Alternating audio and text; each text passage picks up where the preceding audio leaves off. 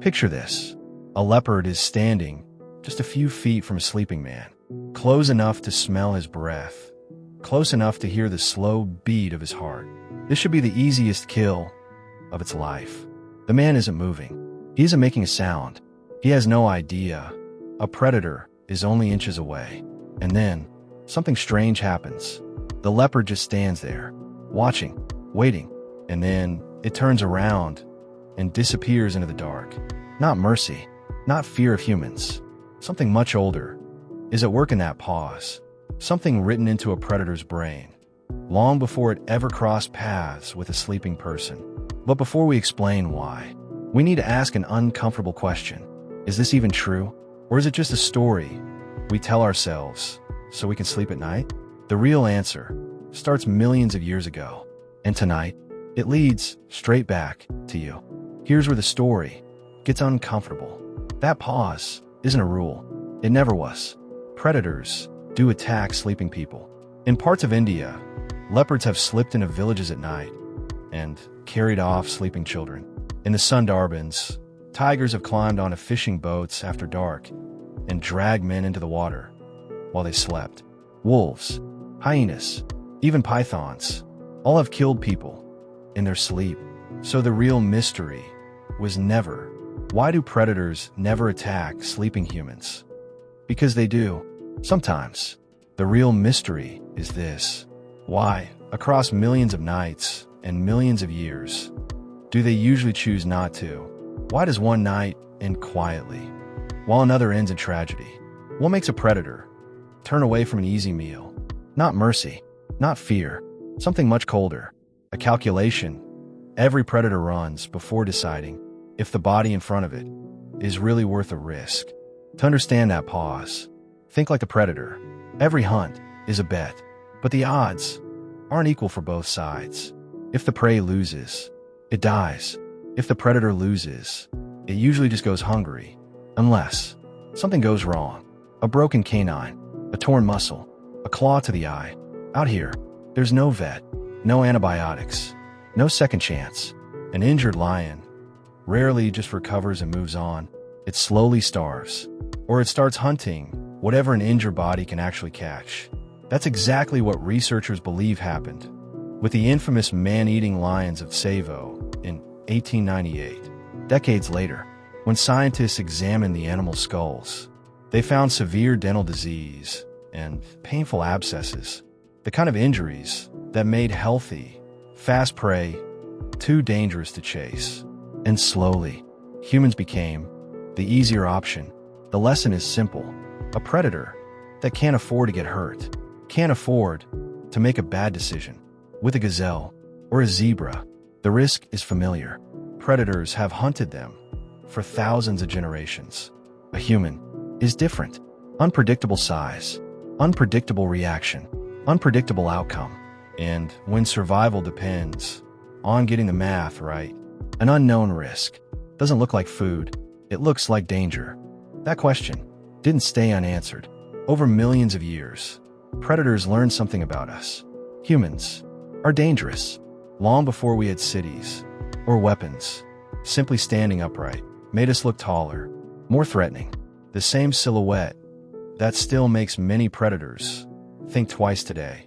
But posture was only the beginning. Standing on two legs also let us swing a branch or throw a rock with real force. Then came stone tools, and suddenly, humans could injure a predator without getting close enough to be injured themselves. But the greatest danger came after the attack. Injure a human, and the story rarely ended there.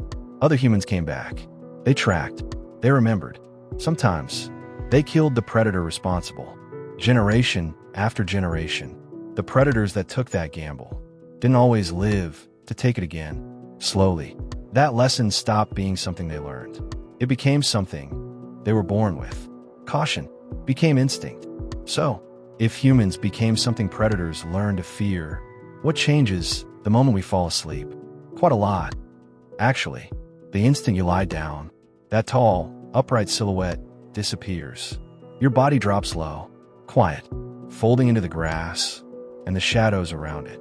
For predators that hunt with their eyes, especially cats. That matters more than you'd think. A cat's hunting brain, wild or domestic, is wired to react to movement. Watch a house cat lose all interest in a toy the second it stops moving, and you're watching the very same instinct that made a leopard hesitate over a sleeping man. No movement, no trigger, nothing to chase. A motionless body becomes strangely difficult to read. Is it alive? Is it dead? Is it even worth the risk? But stillness isn't invisibility. You're still breathing. Your heart is still beating. And every breath sends your scent out into the night. To a wolf or a bear, that scent alone tells him exactly what's lying there. Losing that threatening posture helps, but by itself, it was never going to be enough to keep our ancestors alive until morning. So, if lying still wasn't enough, what was? Not a sharper weapon, not a stronger shelter. Something far stranger. The way we sleep. Compared to almost every other primate, human sleep is shorter, deeper, and unusually rich in dreaming. We recover faster, which means fewer hours when everyone is completely vulnerable. But the real secret was never how we slept. It was the fact that we almost never slept alone. Anthropologist David Sampson studied the Hadza, hunter-gatherers in Tanzania, who still sleep outdoors among lions and hyenas. After recording more than 200 hours of nighttime activity, he found something remarkable. The entire camp was asleep at the same time for a total of 18 minutes. That's it. Someone was always awake, shifting, listening, watching the darkness. Most often, it was the oldest members of the group. What looks like restless sleep today may actually be an ancient security system still running. While some of us dream, someone is always keeping watch. It's easy to assume we've always been at the top of the food chain, but for most of our history, we weren't. Long before humans became hunters, we were the hunted.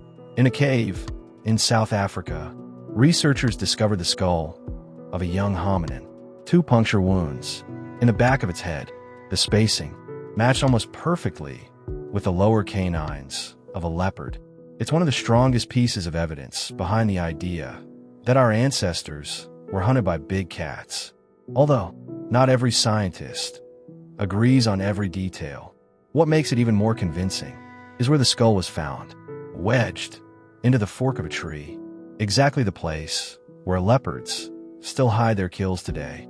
And it wasn't an isolated case. More recently, researchers trained artificial intelligence to detect bite marks too small for the human eye to recognize. Again and again, the results pointed to the same predator. Leopards, even Homo habilis, one of our earliest tool makers, still appeared on the menu. The fear predators show us today wasn't there from the beginning. We earned it, one encounter at a time. So now, let's go back to the question we started with. Why did the leopard walk away? Not mercy, not magic. It was the ending of a story that began millions of years ago. Predators learned to fear injury. Humans learned to fight back. Sleep hides our threatening shape, but it never hides us completely. That's the fragile truce our ancestors left behind. But a truce isn't a guarantee. A starving predator, an injured one, or one that's already learned a human camp means an easy meal like the lions of Tsavo. Any one of them can break that truce. And that's when the old stories about sleeping safely fall apart. But on an ordinary night, the truce usually holds. Not because the darkness is safe, but because evolution spent more than 1 million years teaching both sides to be careful. Tonight, when you close your eyes, you're taking part in a survival strategy older than language itself. And somewhere, out there in the darkness, something is still listening, exactly the way it always has. Thanks for watching.